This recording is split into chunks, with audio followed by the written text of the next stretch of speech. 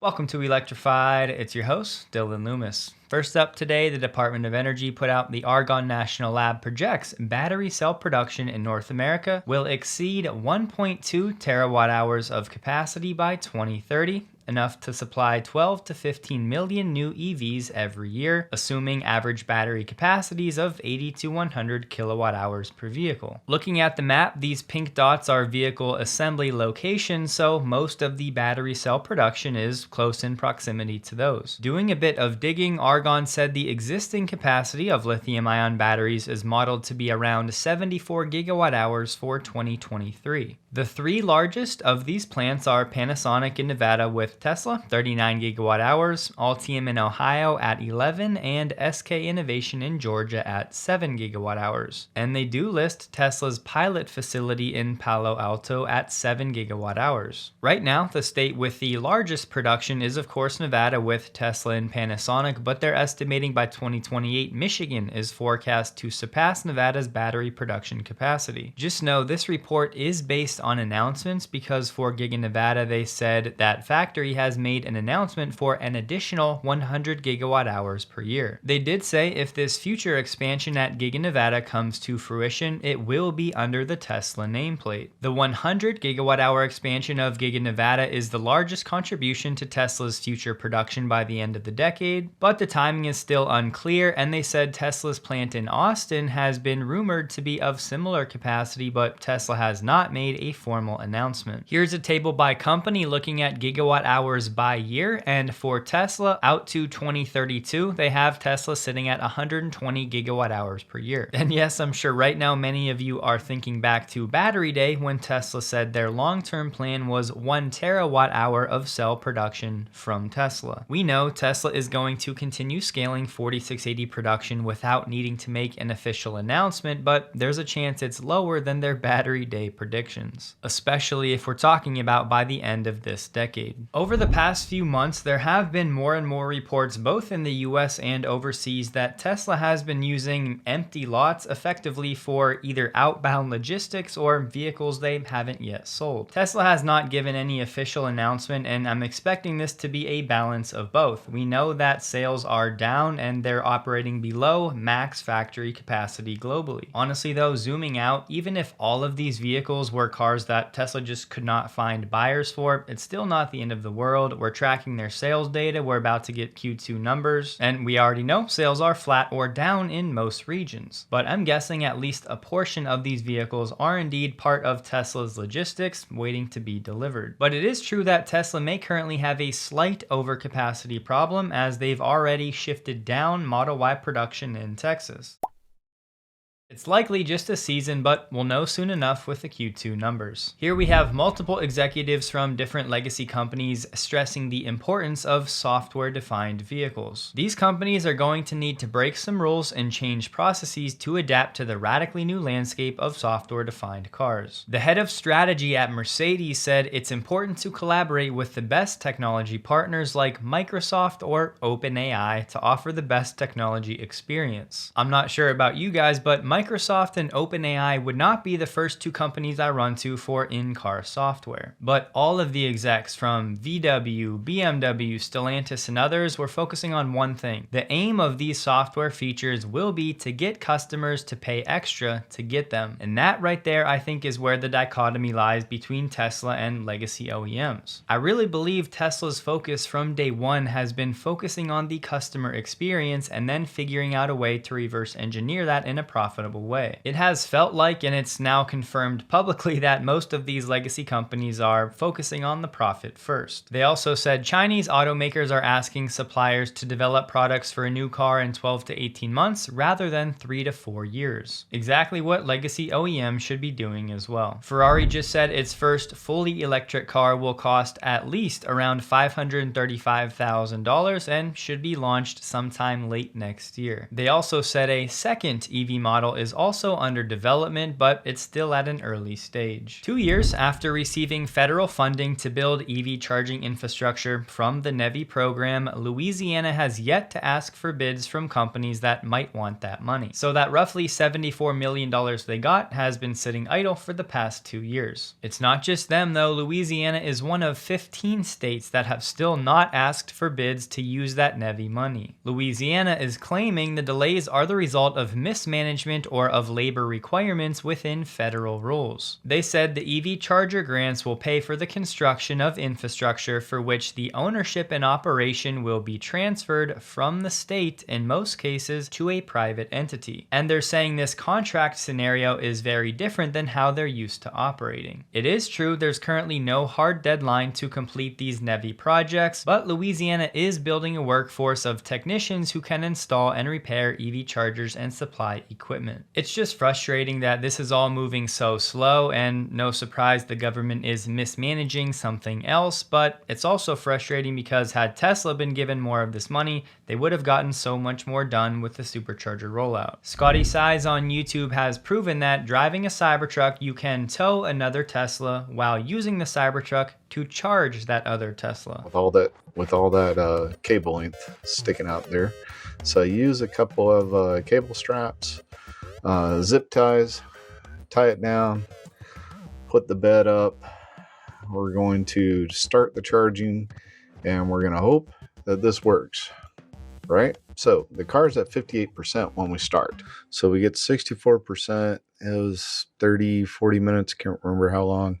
We went 23 miles, used 22 kilowatt hours of energy with an average of 966 watt hours per mile, which towing a Model 3 while charging the Model 3 and using less than 1,000 watt hours per mile, I think it did really well. Now you know. An Australian outlet, Shop for Cars, has said the Tesla Model 3 tops 2 categories. It's the most popular electric car in Australia, but more importantly, it's found to be the most reliable EV in Australia for 2024. Today, a US judge has said vehicle owners can pursue a proposed class action against Elon and Tesla, alleging that they were monopolizing markets for repairs and parts. She said owners can try to prove Tesla coerced them into paying high prices and suffering long waits to have their vehicles fixed. The judge found evidence of a repairs monopoly in Tesla's alleged refusal to open enough authorized service centers and its designing vehicles to require diagnostic and software updates that only the company could provide. Tesla has said the complaint is based on an illogical theory that Tesla intentionally degraded repairs and parts, jeopardizing its far more profitable business of selling and leasing vehicles. We've been over this in the past. Just because Tesla wanted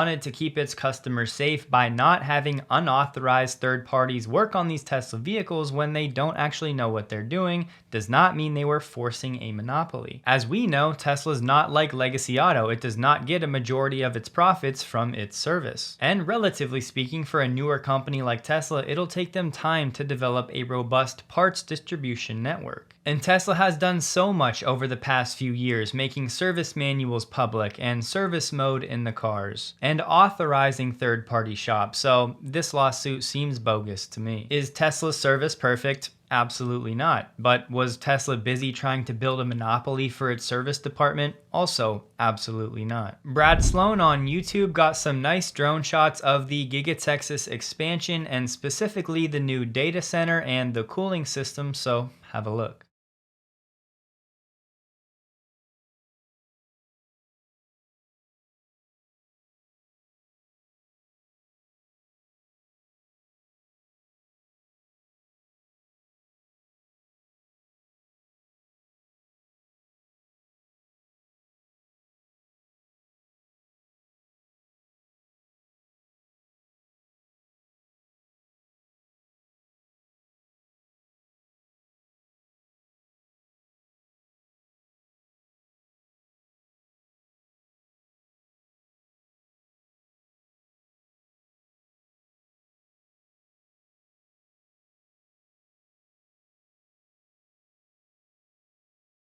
Before I even talk about this, Dominic on X shared some concepts for what a possible Tesla van could be. This is not from Tesla, but I thought it was cool and well done, so I wanted to share. This one is an example of a commercial van. Of course, I think we're all hoping that Tesla would have a consumer van as well, and I'm not expecting anything about the Tesla van on August 8th, but wouldn't it be nice if this was a one more thing? And Dominic, if you happen to see this, well done. Elon did give a new talk today at Cannes Lions, which is the festival of creativity, and it was summarized well by Doge designer. The talk was mostly about X and advertisers, but a few quick takeaways. Elon said, "I do shoot myself in the foot from time to time, but at least you know it's genuine, not from the PR department." Elon clarified his GFY remark, saying it was not to advertisers as a whole, it was with respect to freedom of speech. It's important to have a global free speech platform where people with a wide range of opinions can voice their views. In some cases, there were advertisers who were insisting on censorship. He said, "Every human will have a humanoid robot. I think there will be 20 billion humanoid robots. Companies that will succeed are those that most effectively use AI." He said, "There will be a crisis of meaning with AGI and robots. What is our purpose when we don't have to work? We are heading to an age of abundance. I think the most likely outcome is one of abundance where goods and services are available to anyone. There's no shortage for any one of us. It would be a universal hike. Work would be optional." Will AI keep you alive, and what do you do with your money? Well, I have a big money bin, and I do swimming in it. You've got to get exercise somehow. Brendan Carr, the commissioner of the FCC, said $42 billion, and years later, the current administration has not connected even one person to the internet with that money. A couple days ago, Brendan also said that no construction projects will even start until 2025 at the earliest. Part of the reason I'm sharing this and why this news is so brutal is that you may remember back in 2022, the government revoked an award to Starlink that would have delivered high-speed internet to 642,000 rural locations. What we have here is effectively the current administration being out to get Elon, whether it's weaponizing government agencies or avoiding his companies and products at all costs. Now we have hundreds of thousands of citizens that are basically being punished thanks to the administration's antics. As Holmars pointed out, for $42 billion, they could have bought Starlink dishes for 140 million people. To which Elon said, "Wow, that's crazy. Surely some people should lose their jobs over this. If wasting billions isn't enough, what does it take?" And as Elon continued, the program is utterly failing to serve people in need. They're saying lawmakers and internet companies blame the slow rollout on burdensome requirements for obtaining the funds, including climate change mandates, preferences for hiring union workers, and the requirement that eligible companies prioritize the employment of justice-impacted people with criminal records to install broadband equipment. And all the while, we have Starlink, an incredible innovation from an American company, being spurned for, I think we all agree, political motivations. I could say a lot here, but for now, I'll just leave it at, I think it's criminal. Humanoid robotics will be as common as cars are today. You got to imagine what a car looks like 100 years ago on the street. What a strange instrument going down the street by itself without a horse in front of it. And so I think 100 years from now, it's very clear we'll have humanoid robots everywhere.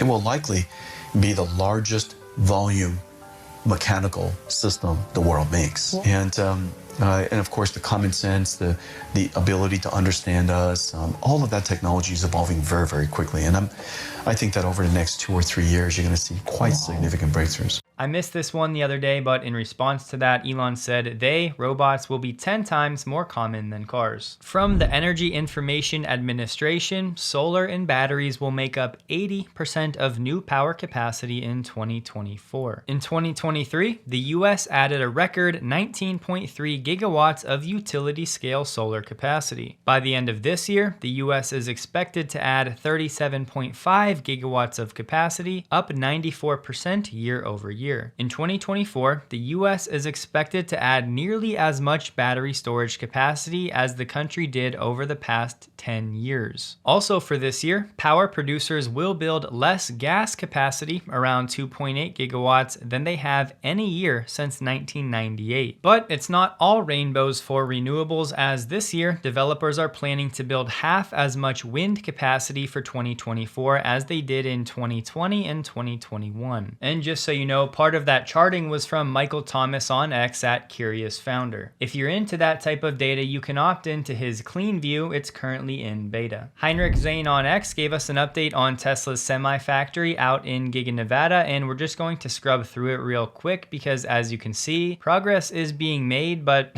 it's still not much. So far, it's been mostly drainage work, and as you can see, there really isn't anything yet laid for the actual foundation. Two things: Heinrich Zane has been well ahead of the curve on multiple different Tesla Semi news stories, so I would highly recommend following him on X. We want Heinrich to be our dedicated drone guy for this semi-factory build out, so support him in any way you can. This is not sponsored or anything like that. From Dirty Tesla, just an FYI, and this could change at any time, but right now Tesla is not giving trade-in values for the Cybertruck. And given that you're not supposed to sell it for a time, you may be somewhat stuck. Michael Dell posted on X, "We're building a Dell AI factory with NVIDIA to power Grok for xAI and Elon Musk." Elon did clarify, to be precise, Dell is assembling half of the racks that are going into the supercomputer that xAI is building. And on X, Elon said that the other half will be built or assembled by SMC, but I think he means SMCI. That's because SMCI is super micro, and they're known for their close ties with companies like NVIDIA and for its liquid cooling technology. Elon has said he wants this supercomputer running by the fall of 2025. Tesla Chan has shared a Chinese source saying that Tesla signed a lithium carbonate supply deal with the Yahua Group, which will run from 2025 to 2027. Further details were not shared, but Jordan from The Limiting Factor said Tesla usually uses this lithium carbonate for LFP chemistries, and that an alternative lithium hydroxide is usually used for high nickel chemistries. Thus, this new lithium deal could be for Tesla and CATL working together out at Giga Nevada on that new factory, which we've heard may build LFP cells for the Megapack, at least to start. Tesla stock closed the day at $184.86, down 1.38%, while the Nasdaq was up 0.03%. It was an average volume day, trading about 6 million shares below the average volume the past 30 days. Piers Morgan has said that a new chat with Elon will be live soon. Hope you guys have a wonderful day. Please like the video if you did. You can find me on X linked below, and a huge thank you to all of my Patreon supporters.